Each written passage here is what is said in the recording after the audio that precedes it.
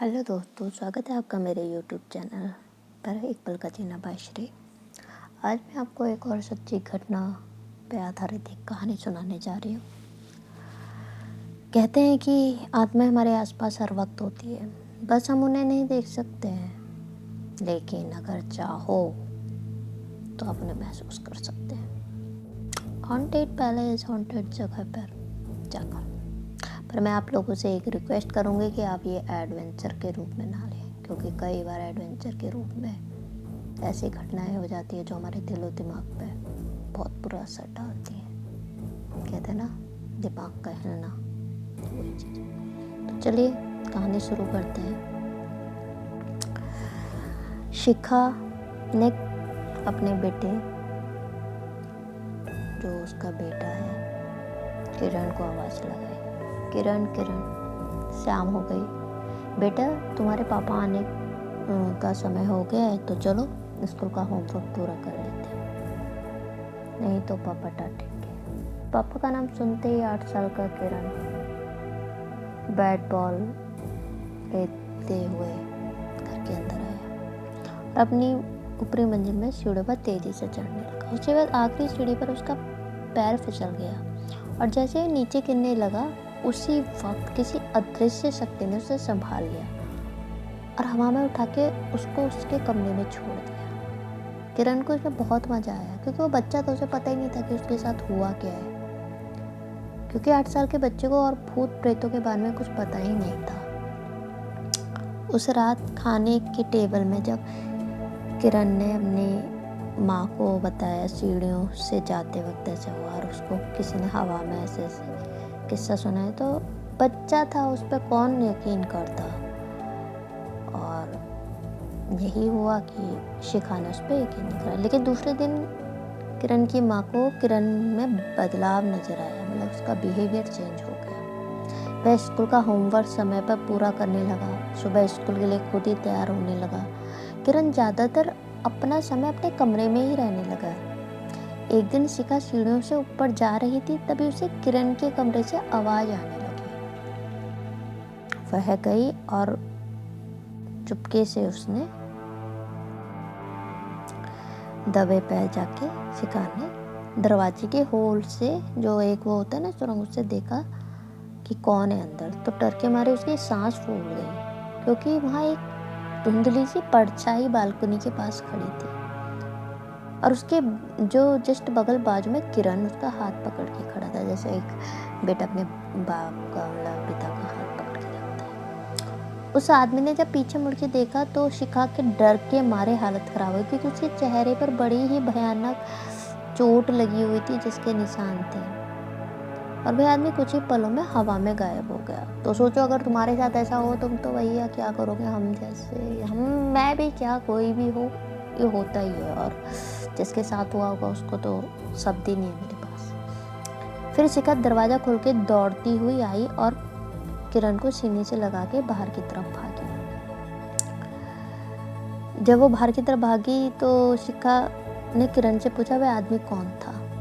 तब किरण ने कहा वह विश्वास अंकल थे, वो रोज मेरा ध्यान रखते हैं, कभी कभी मेरे साथ स्कूल भी आते हैं। मैंने आपको बताया था ना कि एक अंकल मुझे सीढ़ी में हवा में उठाते हुए कमरे में ले गए थे, ये वही है, विश्वास ये नाम। तो शिखा को ये लगा कि ये देखा सा लग रहा था, उसे याद नहीं आ रहा था ये नाम कहाँ सुना है। पर इन सबसे उसे डर भी लग रहा था, पर तसल्ली थी कि इस बात की थी कि उस आत्मा ने किरण को कभी कोई नुकसान नहीं पहुंचाया था। उस दिन स्कूल में कोई फंक्शन होने की वजह से वो बच्चे को, मतलब अपने किरण को स्कूल को में 11 बजे तक छोड़ आई थी और किरण स्कूल बस में बैठा दिया और वापस घर लौट आई। तभी उसने पाया कि बेडरूम में लगे आईने पर लिपस्टिक से एक नाम लिखा था, मदर टेरेसा अनाथालय, जहाँ से शिखा ने उसके पति जो थे सौरभ ने किरण को गोद लिया था। शिखा ने उसी वक्त घर को ताला लगा के सौरभ को कॉल किया और उसे तुरंत अनाथालय में बुला लिया और गाड़ी निकाल के खुद भी अनाथालय की ओर निकल पड़ी। दोनों वहाँ पर एक साथ पहुँचे, जाकर वहाँ के जो होते हैं वहाँ के संचालक, उनसे बात की। जो उनका बेटा है किरण, उसके भूतकाल के विषय में जानकारी की मांग की, पर संचालक ने कुछ भी बताने के लिए तैयार न था। तब शिखा ने उन्हें सब हकीकत और वह नाम बताया। वह सुनकर संचालक सच्चाई बताने के लिए राजी हो गए। बोले, विश्वास शर्मा, यह किरण के पिता हैं। किरण को जन्म देते हुए उसकी माँ गुजर गई थी। उसके बाद उसके पिता ने ही उसका पालन पोषण किया, पर बदकिस्मती से एक कार एक्सीडेंट में उनकी भी मौत हो गई। किरण भी उसी कार में था। वह किस्मत से बच गया, लेकिन सिर पर गहरी चोट लगने की वजह से उसकी यादें मिट गई। जब किरण के किसी भी रिश्तेदार ने हमदर्दी नहीं दिखाई, तब कोर्ट ने उसकी जिम्मेदारी उसे सौंप दी। उसके बाद हमें भी बहुत बार ऐसा महसूस हुआ कि किरण की हिफाजत कोई रूहानी ताकत कर रही है, पर उस रूह ने उसे कभी कोई नुकसान नहीं पहुंचाया। ये बात भी सच है। सारी बात ठीक से समझने के बाद शिखा और सौरभ जब घर लौटे और जब वे बेडरूम में बैठे बातें कर रहे थे, तभी उनके सामने वहाँ के आईने के पास रखी एक लिपस्टिक हवा में उठी और आईने पे लिखा, मेरे किरण को पढ़ा लिखा कर एक अच्छा इंसान बनाना, यही मेरी आखिरी इच्छा है। उसके बाद खिड़की के पास एक धुंधली सी आकृति दिखाई दी और एक आवाज़ सुनाई दी, मैं हमेशा किरण के आसपास रहूँगा। इस आवाज़ के साथ आकृति अदृश्य हो गई। ऐसा होता है कई बार, कोई अदृश्य शक्ति तुम्हारी हिफाजत करती है, पर ये महसूस करने की बातें होती हैं।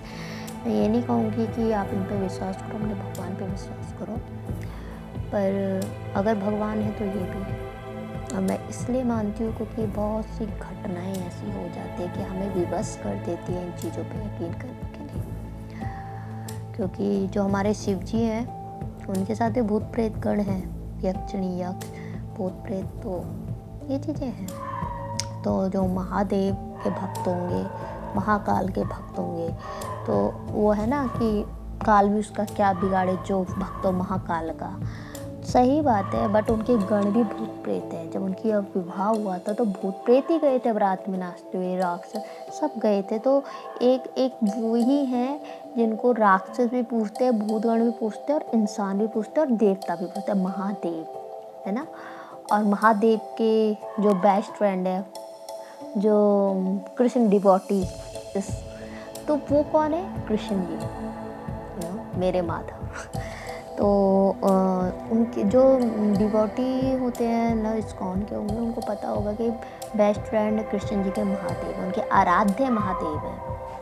तो बस मैं आपसे ये कहूँगी, अगर आपको मेरी ये कहानी पसंद आती है तो please like share and subscribe करें, अपने चैनल को सपोर्ट करें, प्यार दें। आप लोग सब्सक्राइब नहीं कर रहे हैं, प्लीज़ अपने चैनल को सपोर्ट करें और सब्सक्राइब करें, अपने जानने वालों के साथ, दोस्तों के साथ ये कहानी को शेयर करें। और नए जो सब्सक्राइबर है उनसे हम्बल रिक्वेस्ट है कि प्लीज़ चैनल को सब्सक्राइब करें, अपने चैनल को प्यार करें, सपोर्ट करें।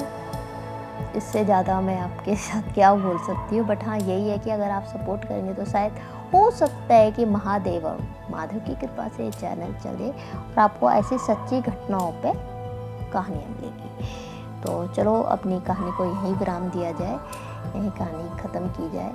क्योंकि होता है ना, हम जब किसी चीज़ पे घुस जाते हैं तो कई बार वो घटनाएँ हमें डराती हैं। तो ऐसा डरने की बात नहीं है, महादेव साथ है, बालाजी साथ है, तो डरने की बात नहीं है। तो चलो कहानी को यहीं विराम देते हैं। आपको कहानी पसंद आती है तो एक छोटी सी फिर से रिक्वेस्ट है कि लाइक शेयर एंड सब्सक्राइब करें। Thank you so much.